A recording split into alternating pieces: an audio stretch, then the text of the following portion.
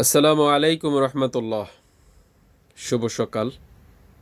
আমি হাবিবুর রহমান আবার আপনাদের সাথে যুক্ত হয়ে গেলাম। আশা করি আপনারা ভালো আছেন আল্লাহর অশেষ মেহরবানিতে। আলহামদুলিল্লাহ, আমিও ভালো আছি আল্লাহর অশেষ মেহরবানি। আপনাদের দোয়ায় প্রবাস জীবনের একটা নতুন দিন শুরু হয়ে গেল।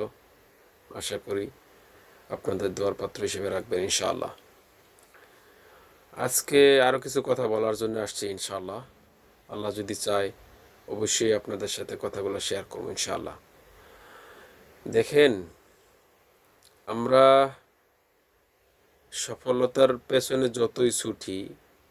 যতই ছোটাছুটি করি না কেন, যদি মহান আল্লাহ আমাদেরকে সফলতা আমাদের ভাগ্যে না রাখে, তাহলে কিন্তু কোনোভাবেই আমরা সফলতা অর্জন করা সম্ভব না। হ্যাঁ, আমরা প্রত্যেকেই জানি, মুসলিম যারা, চেষ্টার বিনিময়ে ভাগ্যের লেখা পরিবর্তন হওয়ার সম্ভাবনা থাকে। যে আপনার ভাগ্যে আছে একটা, আপনি এরকম পরিমাণে চেষ্টা করছেন যেটা আল্লাহর কাছে গ্রহণযোগ্য হয়ে গেছে, তখন আল্লাহ আপনার ভাগ্যে যেটা আছে ওইটা পরিবর্তন করে আপনি যেটা চাইতেছেন হয়তো বা এটা করে দিতে পারে, ওইটার সম্ভাবনা আছে। কিন্তু তাছাড়া সফলতার পেছনে সুইটা মানুষ কোনোদিনও শান্তির আশা করতে পারে না, সম্ভব না। এটা কোনোদিনই সম্ভব না যে আপনি সফলতার পেছনে ছুটবেন, আপনি ভালো থাকবেন, সম্ভব না। দেখেন, এখানে কোরআন হাদিস মোতাবেক কিছু কথাও আছে।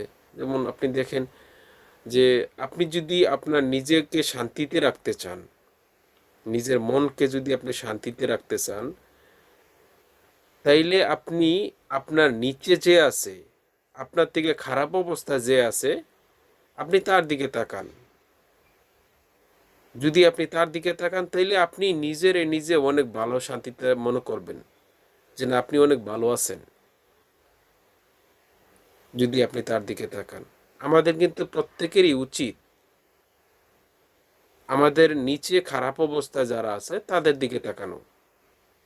এতে কি হবে, অন্তত আমাদের ভিতর আত্মাটা শান্তিতে থাকবে, ভিতরে একটা শান্তি অনুভব হবে যে না, আমি আলহামদুলিল্লাহ অন্তত এই মানুষগুলোর থেকে তো ভালো আছি। আমরা যতই উপরে ওঠার চেষ্টা করি না কেন, ভালো থাকার চেষ্টা করি না কেন, মহান আল্লাহ যদি না চান, তাহলে আমাদের কারোর পক্ষে সম্ভব না। আমরা অন্তত পক্ষে নিজের শান্তির জন্য হইল আমাদের নিচে যারা আছে তাদেরকে দেখিয়া কিছুটা শান্তি অনুভব করি। আল্লাহ আমাদেরকে সঠিক বুঝ বোঝার তৌফিক দান করুক। আসসালামু আলাইকুম ওয়া রাহমাতুল্লাহ।